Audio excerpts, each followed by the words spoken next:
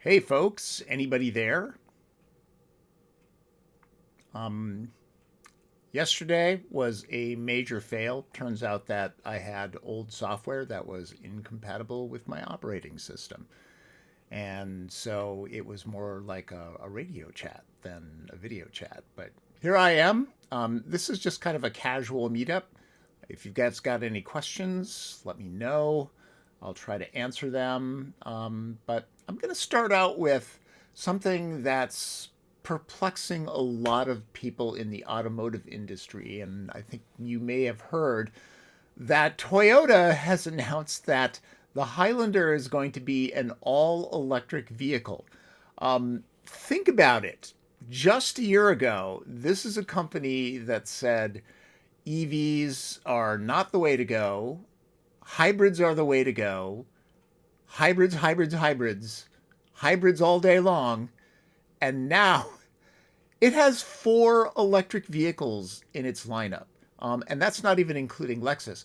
And if you're including Subaru, they have two basically clones, a clone of the BZ and the Uncharted. So I have no idea. It's one of those things where when we auto writers get together in our secret layer and put on our smoking jackets, we are dumbfounded and we have no idea. It could be that it had obligations to suppliers, but who knows? But here we go. It's a whole new Toyota. I think Toyota will do well because everybody is really familiar with Toyota. They trust Toyota. They know that Toyota makes reliable vehicles. And I think Toyota has the ability to bring a lot of people into the EV fold. Just depends on the vehicles. So, anyways, thought I'd get that out of the way. It's very puzzling. The auto industry is incredibly complex. It's one of the reasons why I love covering it because it's not just cars, it's not just transportation, it's politics, it's business, it's art, it's everything. I'm seeing there are some questions. Uh, uh, my screen is really bad. In 2026, I'm going to invest in a really good monitor. Toyota has poor interior design layouts. You know what? I will definitely agree with you when it comes to the Prius and the BZ, which used to be the 4X. It's a little weird, and I know that there are a lot of people that have issues with that. But interior layout is becoming one of those things that is a real hot button because many automakers are getting rid of physical controls, and people don't like it. There's only so much a touchscreen can do. If you need to get something in a hurry, it's really good to have a hard button.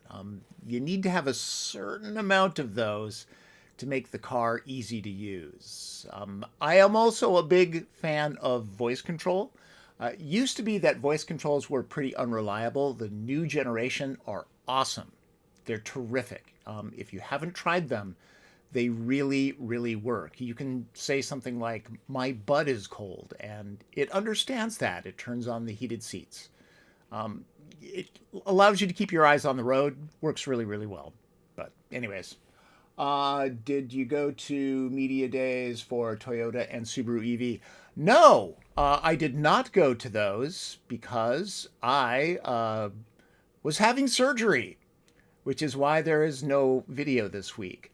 I was having surgery, so the only thing that I will be driving the next couple weeks will be maybe a walker, although I'm done with that. So, yeah, no events for me for about a month. And frankly, my output is going to be a lot slower. I did shoot a couple vehicles ahead. I've got Lucid Gravity coming up. I have the newest version of the Mustang Mach-E GT. And what else do I have? I have one more. I'll have to look at my drives. But yeah, I got a couple things coming up. But I need to take some time off. I mean, I've been working nonstop since I've been 15 years old. And for once in my life, I'm going to take a little bit of a break. Let's see here. Let's see. GM is rumored to be making a new 5.7-liter V8. Do you feel other companies may branch out with new V8s with the EV tax leaving? Boy, that is so complicated. Yeah, I understand that those incentives for electric vehicles were taken away. And I do think that there's going to be a burst of internal combustion investment. No doubt about that, because the automakers see a window and they know how to do that really, really well. Um, I, at the end of the day, from everything that I know, I think that's not a great idea. Um, EVs, I believe, really truly are the future. Most automakers think that EVs are the future. They really do. For trucks, what I really see really taking over are EREVs, extended range EVs. Very, very different from a full electric vehicle. For one thing, trucks are very inefficient, and most people just drive them, 30, 40 miles a day. And they're not doing truck things with them. They're basically family vehicles. They treat them like Honda Accords. And then occasionally they're going to tow, or they're going to be doing pickup truck like things. The beauty of the EREV is if you charge it up, you've got some 100 miles of range. And then if you need to tow, and that's where EVs kind of suck, you can tow across America if you want. You don't have to charge up. And charging a truck while you have a trailer on it is really a hassle. I'm convinced that's one of the reasons why pickup truck EVs didn't do that well. But I think the smart money is on EREVs.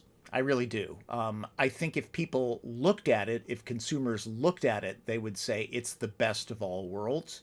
They're simpler than plug-in hybrids. They're much, much more efficient than a V8. And electric motors are great for trucks. Lots of low-end torque. I just wish people understood that. I get to drive all of these vehicles. I feel like a lot of people are missing. They just think, oh, I want a V8. Maybe you do, maybe you don't. Anyways, that's the long-winded version of that. Let's see. Did I attend the Rivian R2 media drive recently? No, I didn't know that there was a Rivian R2. There was one. I think they showed off the prototype and they had it in R2D2 livery. But I did not. Rivian doesn't really talk to me all that much. I send them stuff and, they kind of ignore me. It's the whole thing. Certain automakers do really well with certain writers, and certain writers do well with certain automakers. And some of us are left off some list and others. It's a weird, weird business, and nobody knows the black art behind it. But I have seen the R2 prototype, and it's pretty cool. And I think it's going to be a big hit for Rivian. Particular to the Kia Sportage, does the value in features outweigh any long-term reliability issues? Well, let's talk about reliability. I mean, how unreliable is that car? Reliability is really tough to nail down. It really is. I know that everybody uses Consumer Reports as the gold standard. I know people who are in the business of tracking things like that. And some people say that Consumer Reports has a bit of a feedback loop, that they're told, go buy a Toyota or a Honda, and then you will get a great car. And so they buy the Toyota or the Honda, and they do get a great car, but there are some things that go wrong with it. They get their Consumer Report ballot, and then they say, well, okay, it had to get this fixed and that fixed, but, it's a Honda, so I'm just not going to report it. It's a thing. I actually know people who have done that. And I encouraged them, no, no, no, no, no, no, you're skewing this. And they said, yeah, I know, but the dealership fixed it. Um, Also, Consumer Reports doesn't take into effect, climate. A lot of like the Japanese brands, those are coastal cars. A lot of the domestic brands tend to be sold in the Midwestern states where the climate is tougher. And who knows how that affects reliability. But growing up in Minnesota, I do know that weather is hard on a vehicle. So, look, I do pay attention to reliability. I think it's silly not to, but Kia and Hyundai, and oddly enough, a lot of American brands like General Motors actually have very good reliability. I mean, don't just look at Consumer Reports. Look at JD Power. I believe Buick is one of the best rated brands for reliability of all vehicles, of all brands. So there's a lot of, what's the word I'm looking for? There are reputations, and then there's reality. The other thing is how re- reliable your car is really just kind of depends on how well you take care of it. There are a lot of people who don't do the basic maintenance on their vehicles, which is surprising me, because it's just a huge amount of money that you're spending. For most people, it's going to be the most expensive thing that they ever buy because a lot of people aren't buying houses these days. So I would buy a Kia Sportage in a heartbeat. I think it's a great vehicle. I think the hybrid is terrific. I think the driving dynamics are better. I think the interior is way better than the Toyota RAV4, which to me is very disappointing. And also, Toyotas are expensive. I read an article the other day that's saying that Toyota was, great and affordable and all that. It's like, Toyota is kind of becoming a premium brand. They charge extra for that reliability. And at the end of the day, financially, I don't know that it's worth it. And I tend to keep my vehicles a very, very long time, so I don't even worry about resale value. Anyways, the long version of that. Uh, Encourage you to try water walking at my local pool. You know what? I have a really good rehab set. This is not my first time, and I know what to do. I am out there. I'm walking around the track. I'm actually way ahead of schedule. I'm doing pretty well. I'm off all my pain meds. So, but thanks for your concern. It's working out really well. I had an excellent surgeon. The guy that did it is one of the guys that actually helped develop the procedure. So I'm not fooling around. Da, da, da. Can one own an EV without having a smartphone? Yeah, yeah, I think so. Why do you need a smartphone to have an IV? Well, why wouldn't you own a smartphone? I I don't know. There's no reason. The only thing that I could see would be a problem would be if you had to use an app to use a commercial charger. That would be the only issue because sometimes there are issues with credit cards. But I will say it again. For the best electric vehicle experience, you really need to be able to charge where you sleep, right? Charging at home is so much cheaper. It's so much more convenient. That's the reason why you would buy an EV, on top of the fact that they're quick and they're quiet and they're very refined. I personally think that EVs are better for most people, but there you go. You don't need a smartphone, but it can't hurt. Let's see. On my fourth leased EV, and they've been reliable. Yeah, of course. But when they break out of warranty, the repair costs seem high. Does your Porsche Taycan have a factory extended warranty? Yes, it does. It is the reason why I bought a certified pre-owned car.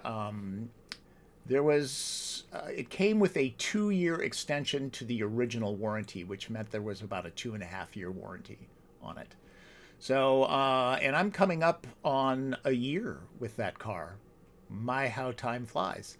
And, the fact of the matter is, I'm not worried. I mean, for one thing, it's a Porsche.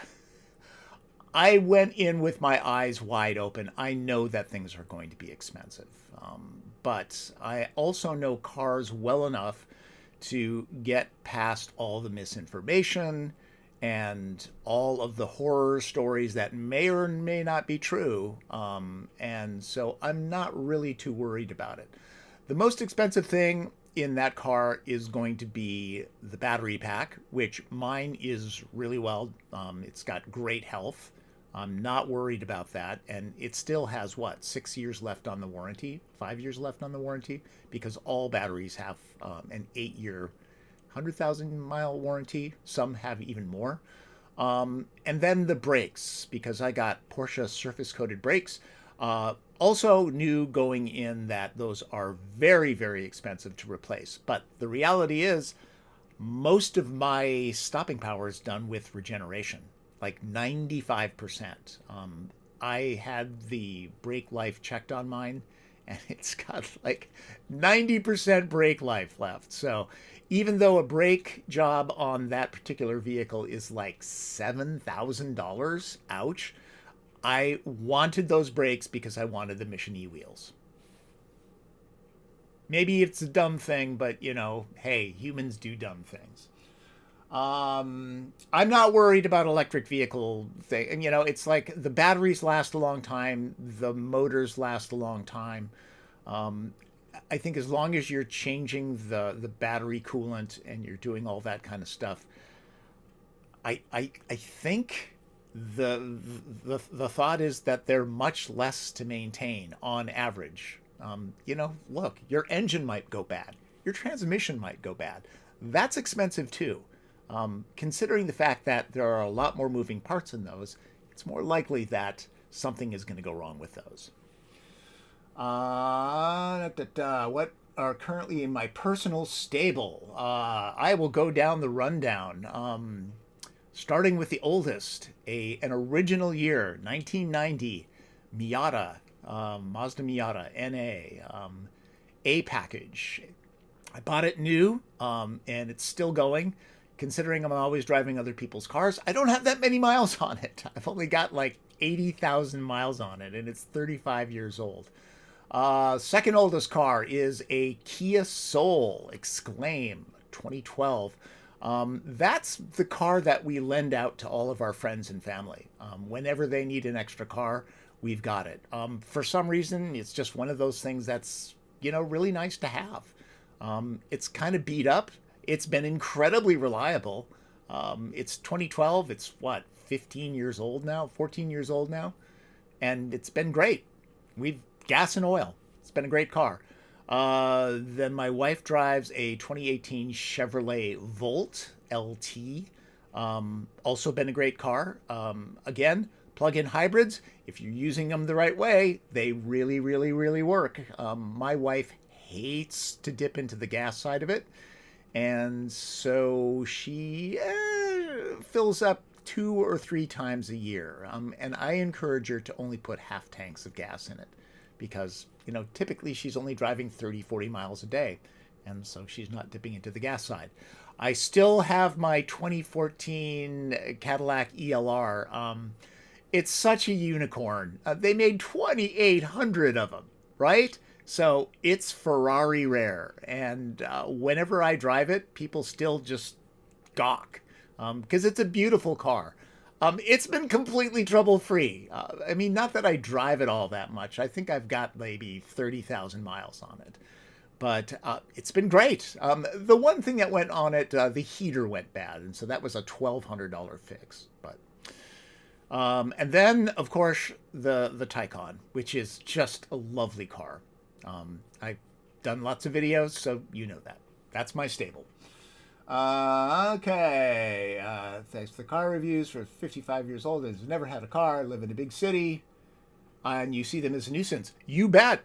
Both my kids live in New York City, and I have told them, do not Buy a car. It's silly. My daughter and husband moved into Manhattan, and he promptly sold his car that he had since he was in high school.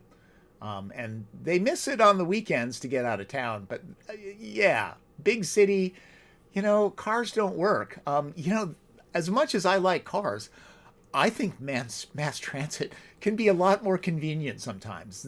Many times when I go to a Mariners game or a Seahawks game, I hop on the bus. There's no having to look for a free parking spot, which will be half a mile away, maybe a mile away. I don't have to pay $60 for parking. It's $3. It's super cheap. It's really easy. They drop you right in front of the stadium. Mass transit, it works. Thanks for the nice cars. Let's see. Wish more reviews. Your line that to own an EV, you have to charge your fleet. Yeah, I don't know. You know what? I just try to be very realistic because I don't have an agenda. At the end of the day, see, I grew up in broadcasting. I grew up in news, right? And despite what everybody seems to think about the media, all of the news outlets that I ever worked for were all about being accurate, looking at options, and looking at all the aspects of what you're writing about. And I have told people that want an EV. In fact, actually, my sister-in-law's aunt wanted to buy an EV. She really, really, really wanted an EV. And I tried to not talk her out of it, but I tried to say, look, you live in a condo, you can't charge there. It's not going to be really convenient for you. But she ended up buying an Ioniq 5. And I think I want to do a story with her to see what her situation is and how it works out for her. But honestly, for people who live in a single family home, which, by the way, according to the US Census, is some 80% of Americans. So this whole thing about, oh, there's no place to charge, not really true. If you, yeah, it might be expensive to set up a level 2 charging system, but the other side of it is you don't even need level 2 for people who are only driving 30, 40, 50 miles a day. If you've got 110 level 1, as long as you're charging up every night, you're pretty much good to go. And then when you need a fast charge, hop to a DC fast charger, which is more expensive, but in the long run, that whole situation might actually be cheaper and more convenient. So, yeah, just trying to be real, because at the end of the day, what I am trying to do is tell folks, what is going to work for them.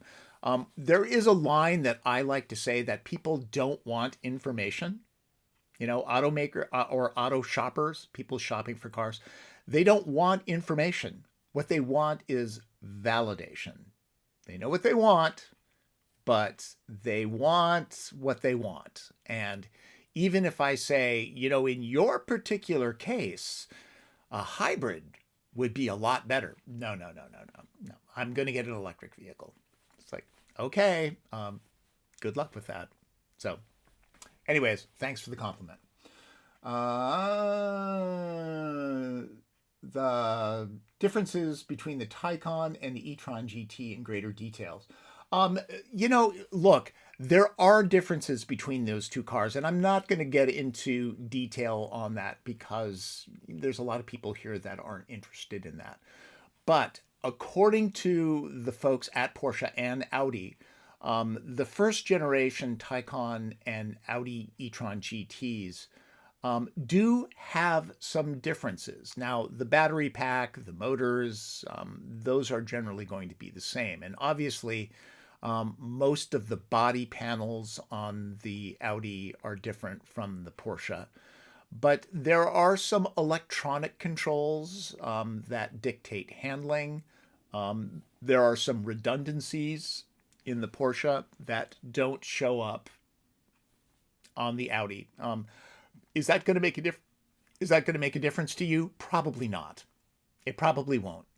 And I like both cars. I did also consider an e-tron GT because, to be honest with you, I kind of prefer the look of the interior of the Audi. It's a little bit more traditional and it's a little bit more rich, whereas, Porsche is always a little bit more austere.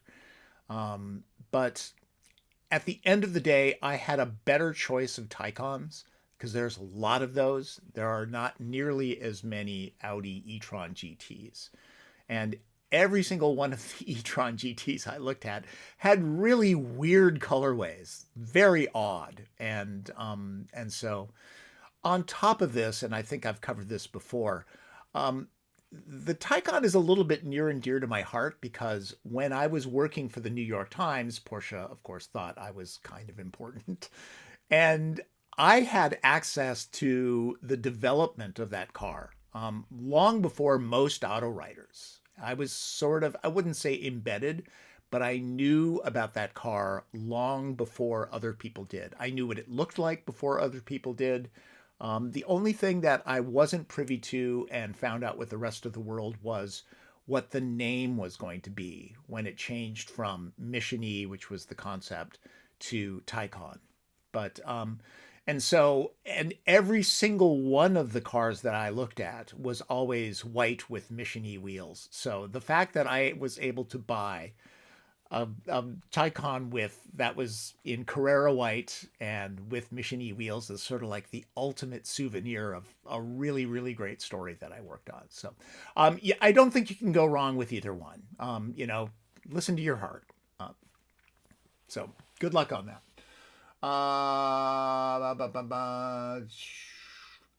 What do I think about Ford's $30,000 EV and their independent develop program? More power to them. Hope it works out for them because I'm all about choice. I think the more vehicles out there, the better. I think innovation is awesome. Um, I don't think it's going to be $30,000. It's they always promise these prices and then they say, oh, well, development costs went up. And maybe there'll be a base model that's 29,995, and then there will be an $1,800 delivery charge on it. That's the asterisk that they always get away on that stuff. So um, I am fascinated by it. The whole fact that they're using gigacasting for the construction and how they're even building in parts where the auto bodies can go into those and replace them. They have like little dotted lines where sections can be cut out and then repaired. So they're thinking about that too, because part of owning a car is insurance costs, and if insurance costs are a lot, then that cuts into it. So I am very, very hopeful that they continue this. Obviously, Ford has dumped out a lot. They've dumped out on a lot of their programs. Their big SUV is gone, and obviously the Lightning is gone. I'm looking forward to seeing it. It's a neat program, and obviously it's very, very important to them because they closed down the Louisville plant, which was making very popular vehicles. Right? They were making the Escape and the Corsair, which actually is a really nice little vehicle. I think a lot of people didn't really realize that that was an excellent choice in the luxury department. Why did Kia discontinue the Lovable Soul? I can tell you exactly why. Because Kia doesn't want to be the cheap and cheerful brand anymore. They are anticipating that the Chinese are going to come into the North American market, and they will be responsible for the low end of the market. And Kia, long time ago, about 7 or 8 years ago, decided they were not going to be the cheap and cheerful brand. They they needed to go upmarket. There's more money in more upmarket vehicles. And so they redesigned their logo. They have excellent design, and excellent design translates into higher end vehicles.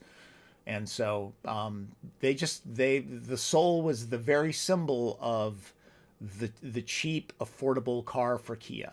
Um, that said, the new EV3, which is rumored to be coming to the United States probably mid-year, maybe fall of 2026, is supposed to be an affordable electric vehicle. And in some ways, if you look at it, it kind of takes the place of the Kia Soul.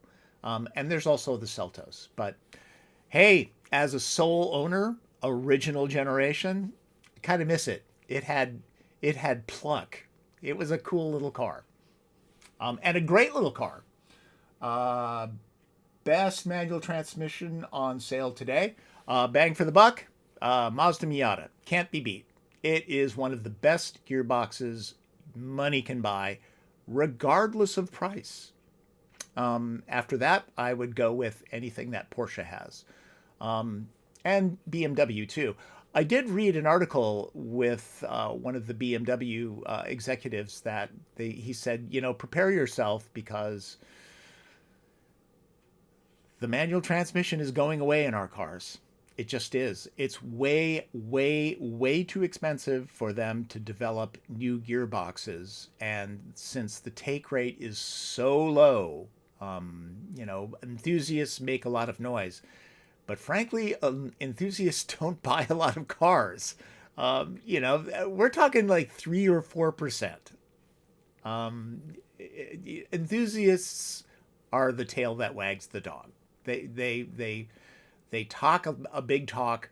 They moan and they complain and they have all their opinions. But the reality is, most of the cars that are being sold to their mom or their dad, which needs something practical and they need something comfortable. But long live performance.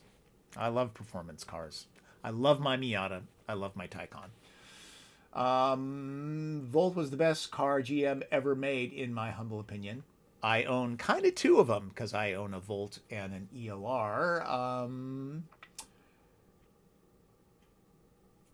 Yeah, no, I don't think it would have outsold the RAV4. People are confused with plug-in hybrids. They really are. I think it's very simple to understand, right? You plug it in, it goes 40 miles on electric, and then you've got a gas engine that saves your butt if you're out in the middle of nowhere. Pretty easy concept. Apparently, in focus groups, a lot of people have a really tough time figuring this out. They're either like, well, it only goes 40 miles on electric. Or they're like, yeah, well, I don't like that I have to plug it in. So it's in some ways it's sort of the worst of all worlds for some people. But I don't know. I think it's a very easy concept. Honestly, for my ELR, I buy a half a tank gas a year because I don't drive it all that much. And as I said, my wife, 2, maybe 3 tanks of gas a year. So I think it's a great concept. And there is a rumor that General Motors is coming back with a plug-in hybrid and possibly in the Chevy Equinox. But, the most famous words I ever hear, the most popular words I ever hear are, we don't comment on future product. So we'll see. And also, Toyota is just a juggernaut. They've earned their reputation. Everybody thinks that they're very, very reliable.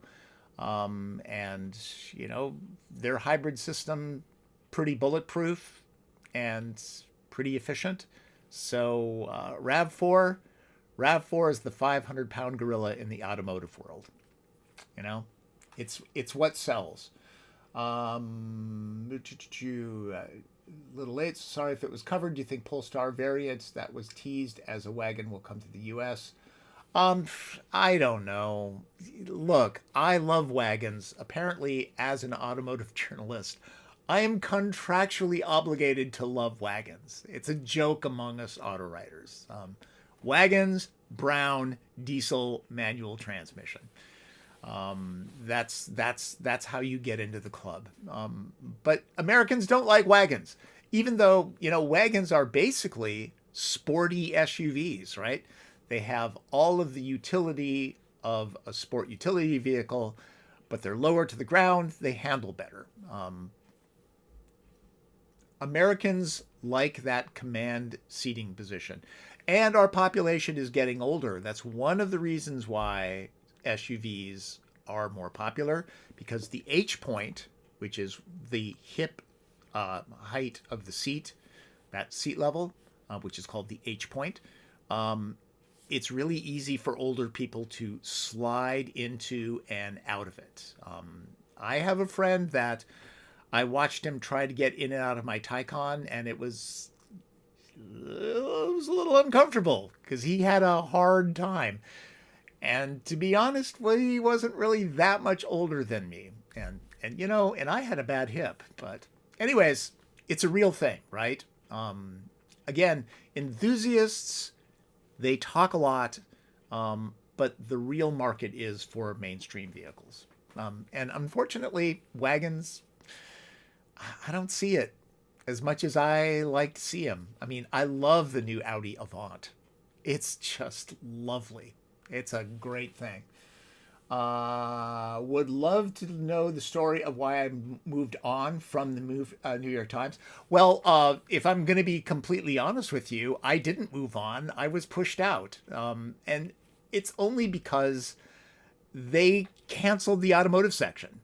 It wasn't like I was doing a bad job. In fact, actually, they canceled the automotive section and they kept me on for about 9 months to a year after that. And then they finally said, well, you're the only person here, and so we're going to discontinue it. Also, I did videos, and they brought me on when they were doing a huge push into video. And they were kind of backing off on that. So, but the good news is there are rumors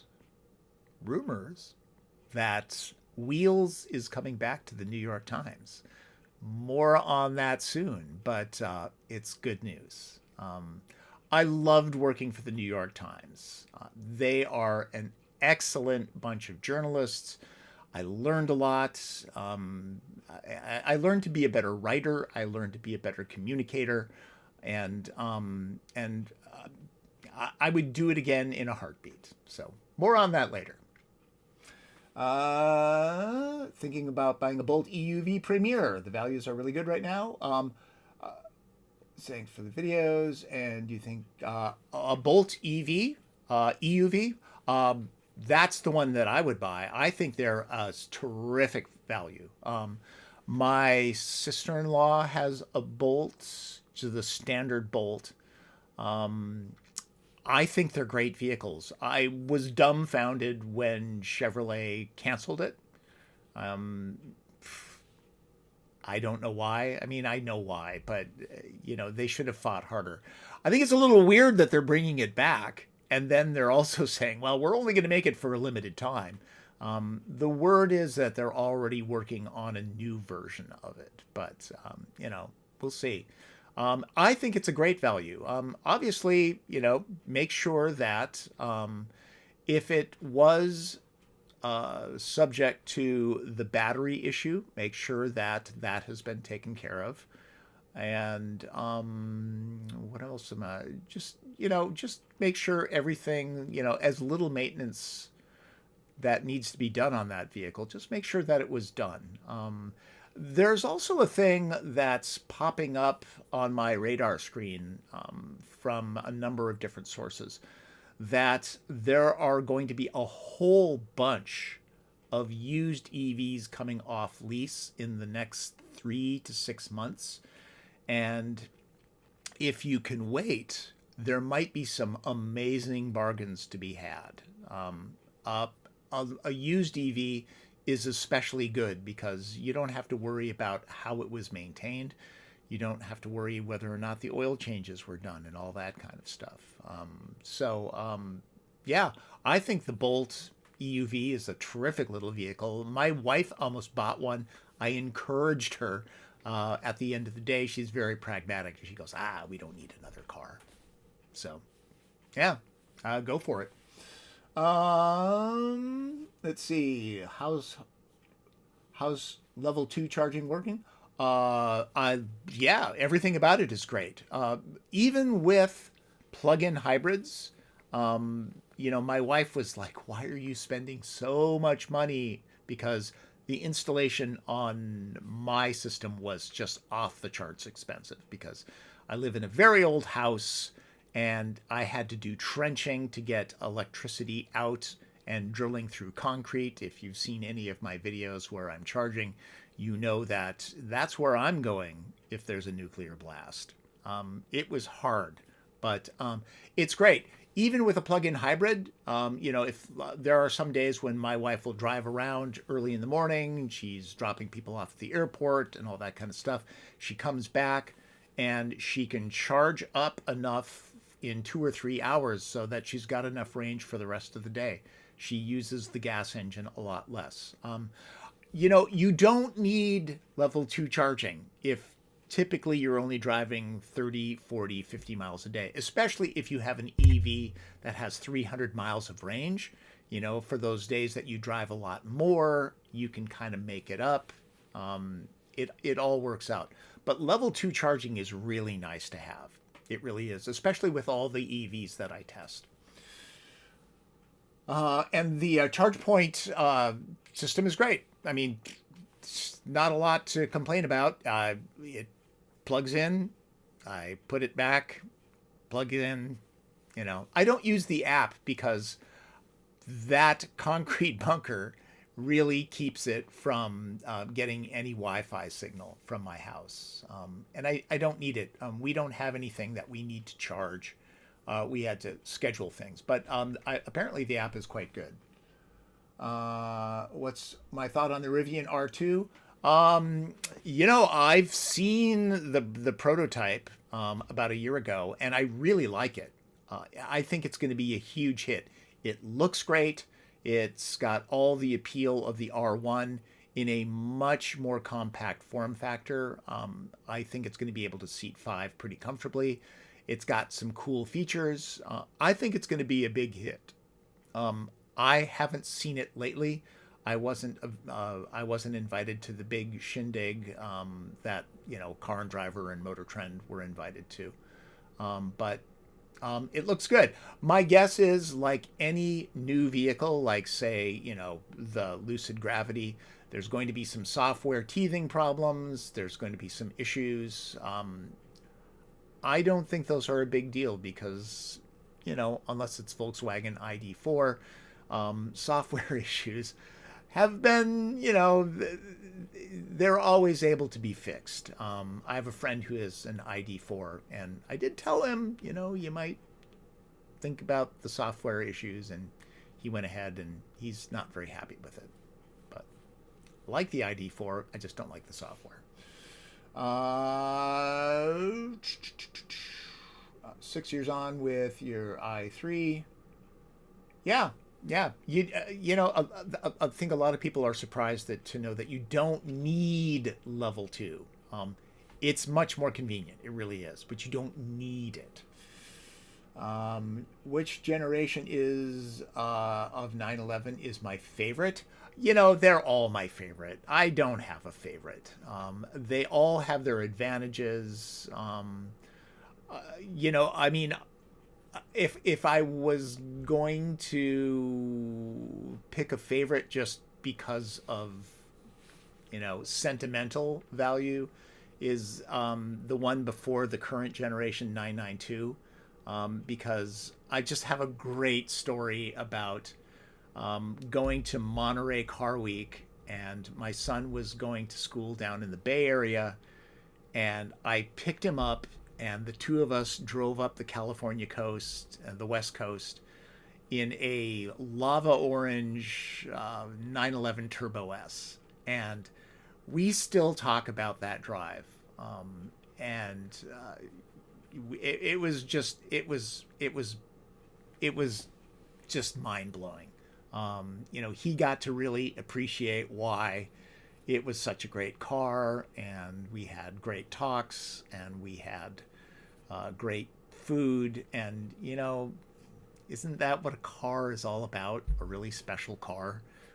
Yeah, they're great cars, but they also make great memories. So, yeah. So I would say a 2020 911 Porsche Turbo S in lava orange. That would be mine.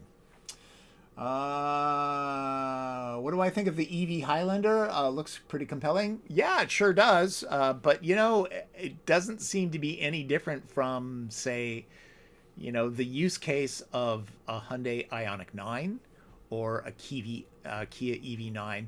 I don't know what the charge rate is yet. I don't think they've released that. And the Koreans have that really nice 800-volt architecture, and those juice up extremely fast.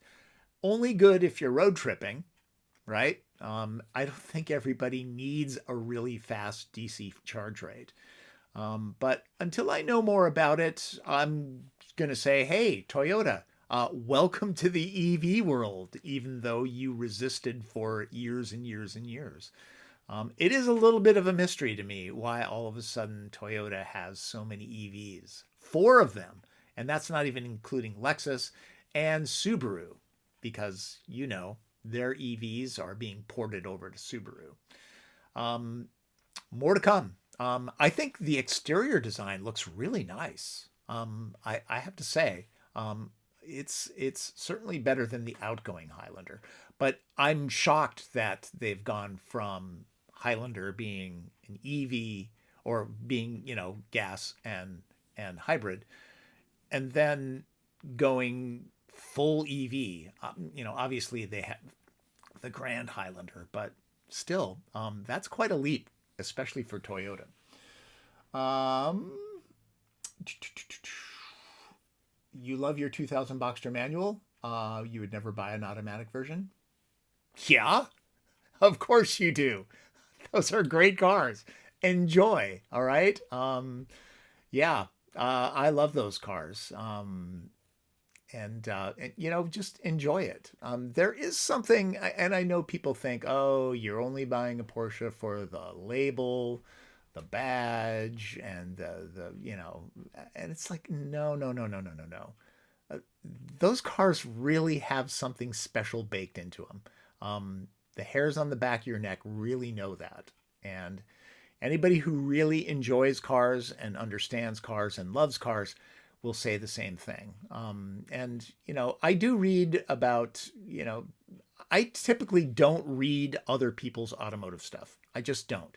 It's my opinion, and I want to keep my opinion to myself. But I have read a few things about Taycan, the switch over from J1 to J2.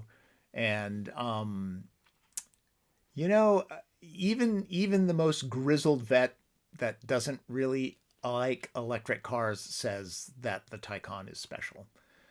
So in order to wring that out of Porsche, that's really saying something. So anyways, yeah, enjoy that Boxster. Have I driven the Mark? No, I have not driven the newest GTI. And I need to right that wrong, because I've always loved the GTI, even though I've never owned one. I've come so close to buying one like 3 times. It's useful, it's fun to drive, looks great, it's comfortable, it's practical. But I, if you're thinking about buying one, I would say, yeah, just go out and buy it, because there really isn't anything quite like it out there. I have driven the GR Corolla, and I have to believe that's a lot more high strung. I mean, I love the way the Corolla drives, but boy, the interior is really, really basic, and the ride is pretty punishing, especially on Pacific Northwest roads. So yeah, and it's hard to know if they've fixed the issues. It really is. Obviously, it works for them to do that, because every time they fix anything, it makes reliability go up, and that's always good for an automaker. Plus, there's warranty costs that they're trying to keep down. best to make a car really reliable that you don't have to fix it. But uh, your guess is as good as mine on that one. It's a little bit off my radar screen, to be honest with you. Um, an opinion at the new Cybertruck pricing at any opinion on the new Cybertruck pricing at $60,000? Well, it's still a Cybertruck. Um, I think the people who wanted a Cybertruck bought them quickly. Um, look, hey, buy the car you love. I just I've driven one very briefly, and the sight lines are awful. Uh, the interior's not that great. The build quality still not that hot. The bed is not all that useful. The range isn't all that great. So I don't know. Plus, didn't anybody consult anybody that's owned a DeLorean about putting stainless steel on using that as the body? It's really hard to maintain. It really is. And yeah, you can wrap it, but then okay, now you're adding another $5,000 to the cost of the vehicle. So, uh, it's great for the people that want a Cybertruck. They're getting a lower price, but I'm also guessing. I know that they've lowered the price and all. I'm guessing they've probably also slightly decontented it, but I think the actual real interesting thing about Tesla these days is that the renaming of autopilot, that they're not going to use the word autopilot anymore, which I always felt like, guys, it's not autopilot. Um, but there you go. Uh, ID4 for 3 years and loved it. We admit we got lucky with the software, though. Yeah, good for you. Because I think the ID4, as a roomy, useful vehicle, it's refined, it's fast, it's fun to drive.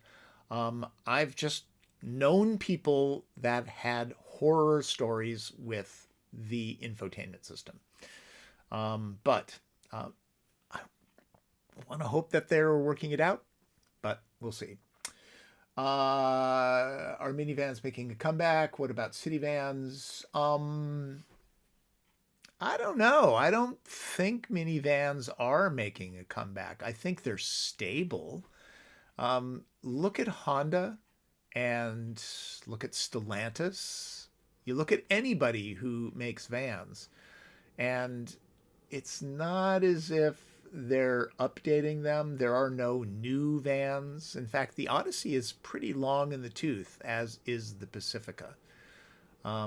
So I don't think they are. There is a rumor that the joint venture between Hyundai and General Motors means the Staria is going to be coming to the U.S.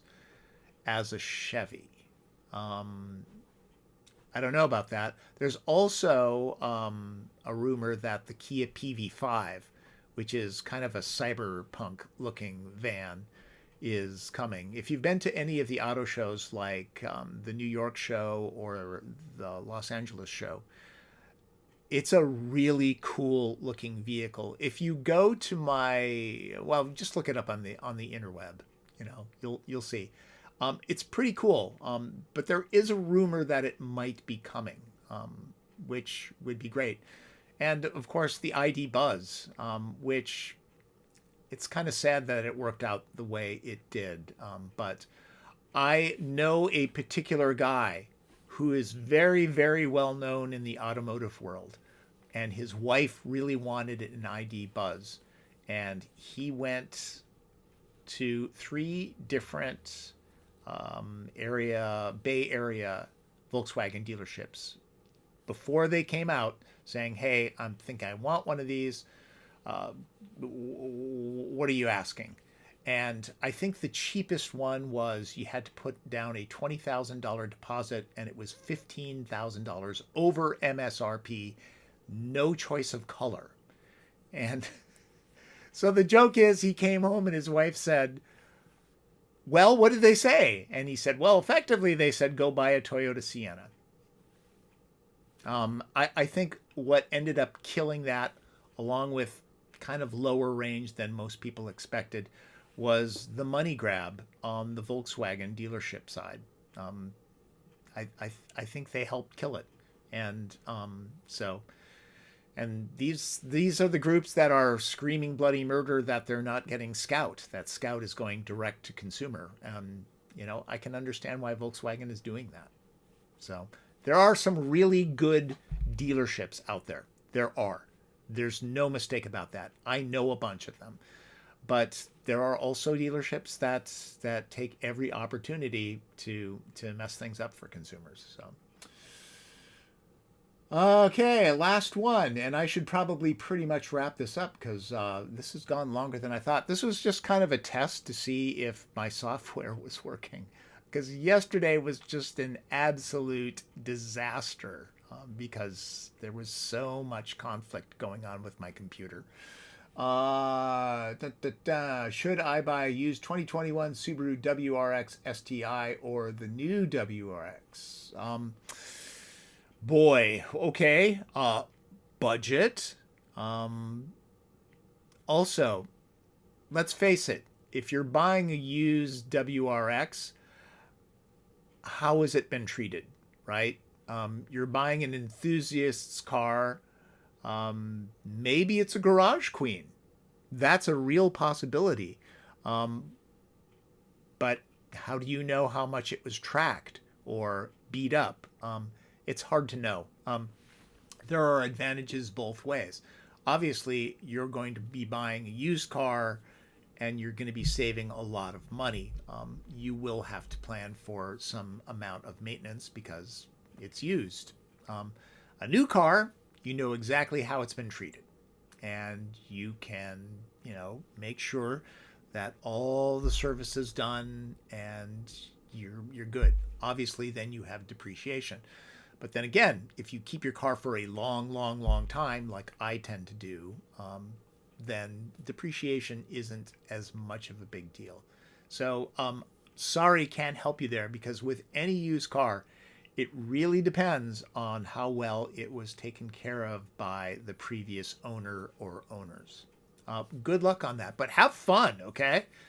Because it's been a while since I've driven one of those, but they are a blast. They really are. Uh, 3 to 6 months thinking an EV truck. Which used EV truck would I pick? Well, are you talking pickup truck? I think the only one really out there. You've got Cybertruck.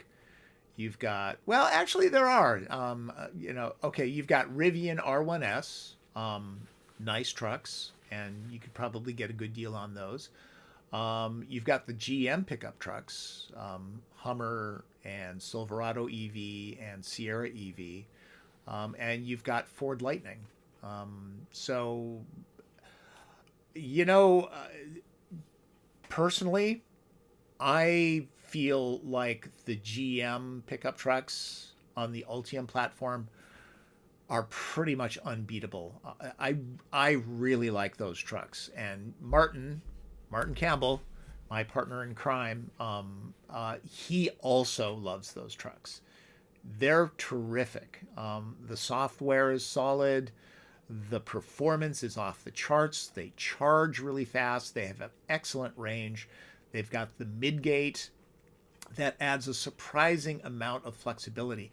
When I had it, I actually used the midgate to haul something that was really, really long. Plus, it's got that trick tailgate. I think at the end of the day, that's my favorite. But everybody has their needs, right? And it just depends on whether or not you're getting a good deal on something. But I think you could probably get the best value out of a Ford Lightning. In fact, the reality is there may be dealerships out there right now that are closing out Lightnings. You might be able to get a new one for an amazing deal. I know for a fact, a friend of mine was talking about buying a Chevy Equinox EV. He says that there are deals out there that are like $13,000 off of MSRP. So The trick is you just need to get out there and you need to do your research and you need to beat the bushes a bit and scare up some good deals. Because you never really know until you look. I think that's the biggest mistake most people make, is they don't look at all of the options. So, hope that answered your question. If it were me and I had a place to park it, because the GM pickups are huge, I really like them. I think they're terrific. Can we have a Taycan get together? Sure. I'm not driving for another week or two, but yeah. I mean, I don't know. Email me. Um, Thanks for all the work I do. I love my work. I don't need to do this. I could go to Hawaii and sit on the beach. And my wife, I think, would really love it if I retired. But I'm not really quite retirement age yet, and I just like doing it. I love cars. I've loved cars since I've been a kid. I like the community, and I like helping people. You know, if I stop doing it, you know, that would be one thing. I mean, I do have the book to write, and you know that musical to write, but for the time being, I'm going to keep doing it. I'm going to probably cut down. I'm thinking about going to like 3 a month instead of 1 every week, because the way I do them, you know, for better or for worse, it's a lot of work. You know, typically it takes anywhere, just depends on how deep the vehicle is, 40 to 60 hours of work to produce one of those videos. I know a lot of people just go around with their iPhone and go, this is an awesome car. I don't do that. I just feel like I don't want to waste people's time. I want to get into detail. I want to get in really close to give you, you know, this is the texture of the dashboard and the seat upholstery. Those things are very important to me. I grew up in, you know, television broadcasting, and I like to communicate. I can't help it. Any good dealerships in the Pacific Northwest area? Yeah. You know what? A lot of them really are. But you know, you also need to make sure that, or you need to understand that, you know, these folks are in the business of making money. And, you know, if you own a Toyota dealership and you're not getting nearly enough RAV4s, you know, you're maybe going to charge extra for them. It's called the free market economy. That's their job. That's their job, to make money. Do I think it's smart to tack on $5,000 to the price of a Honda Prelude that is already kind of expensive? No, but you know, that's the side of the industry that's kind of a mystery. It's hard to know. But yeah, I've had really good luck with servicing at Brotherton Cadillac. My brother bought an Optic from Bellevue Cadillac, and he has it serviced at Brotherton in Shoreline, just simply because it's a lot more convenient. And he says they're great. Seattle, Porsche North Seattle, where I've had my car in a couple times for just updates and software fixes. They've been terrific. I mean, really, honestly, they're great people. And I think a lot of people believe that because I am who I am, that I get special treatment. The reality is a lot of people have no idea who I am. So, and I don't know if they know who I am, but they treat me well.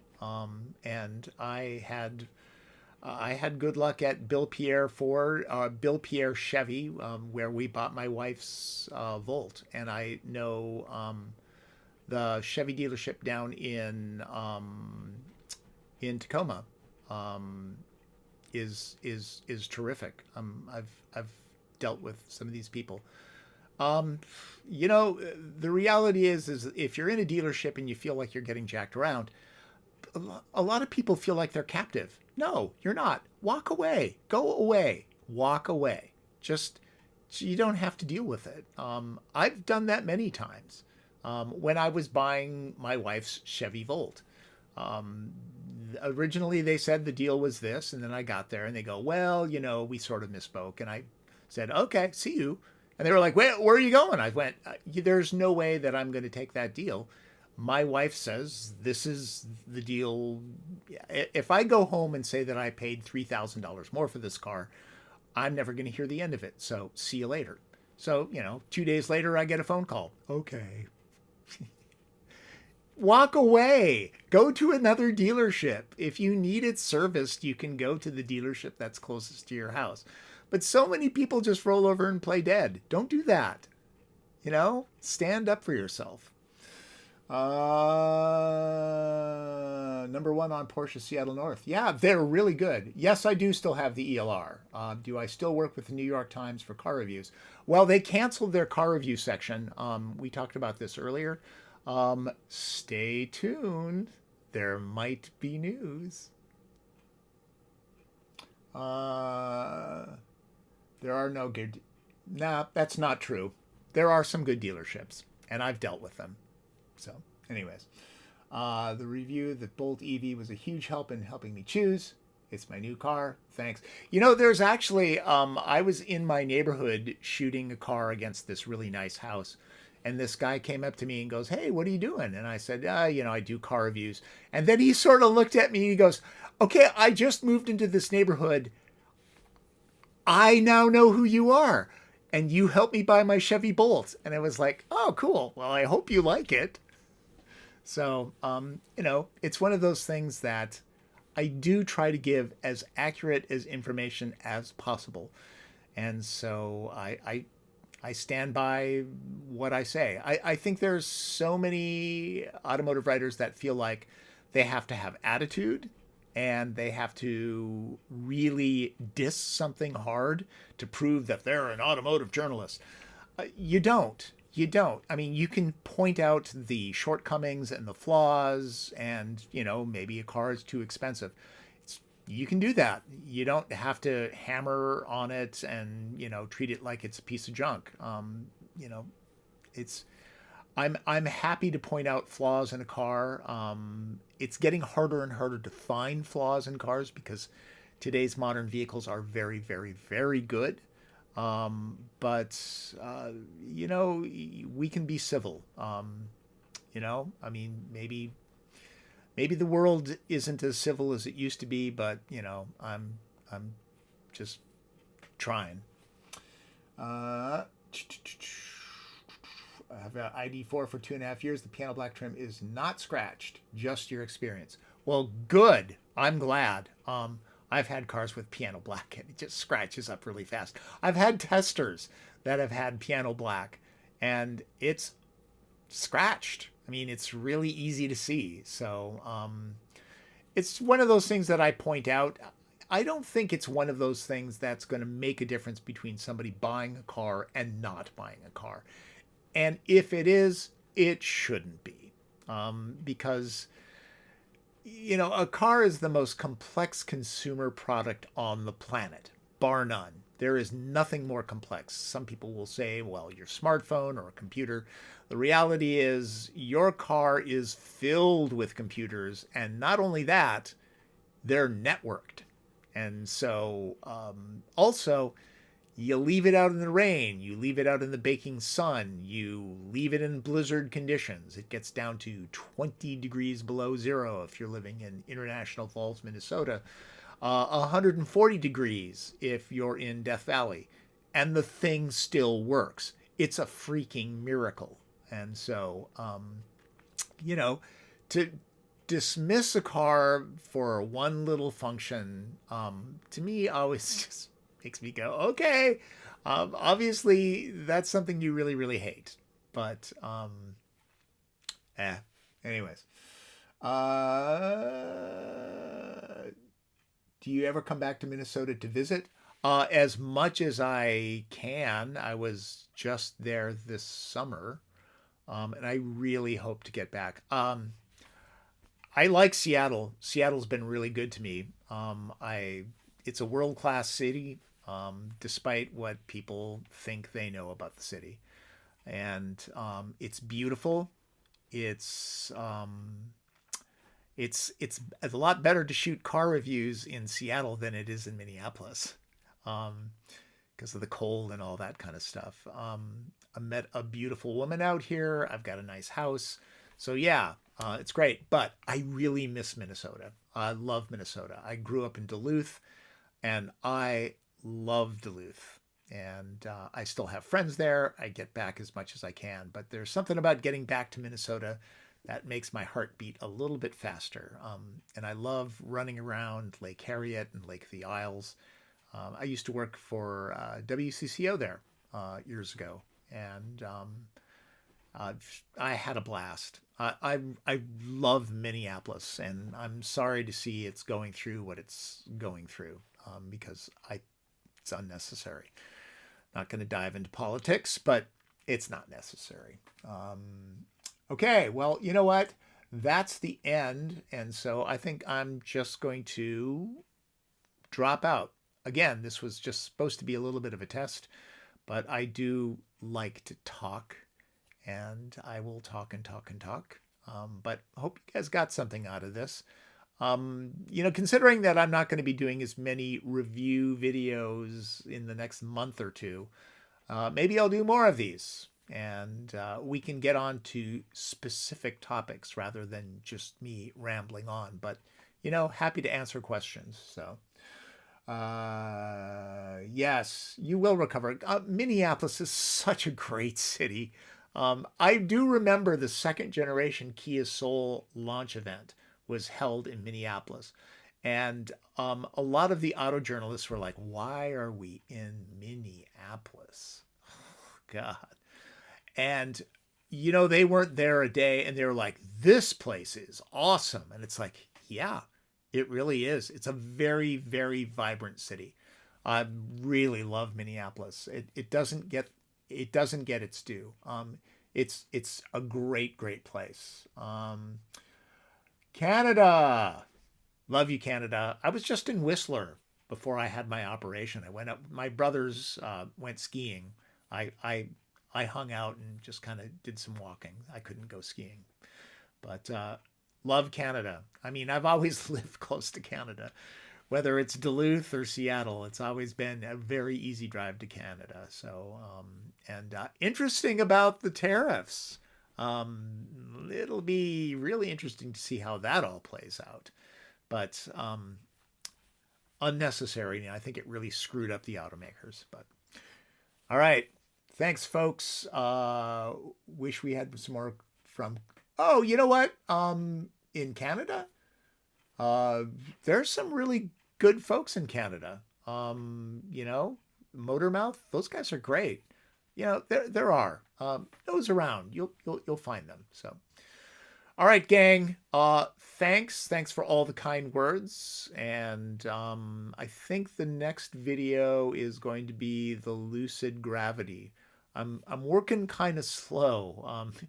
It's amazing how surgery is, well, it's a very violent thing, and kind of takes your body a couple weeks to get back to things. So anyways, thanks for watching, folks, and talk to you soon.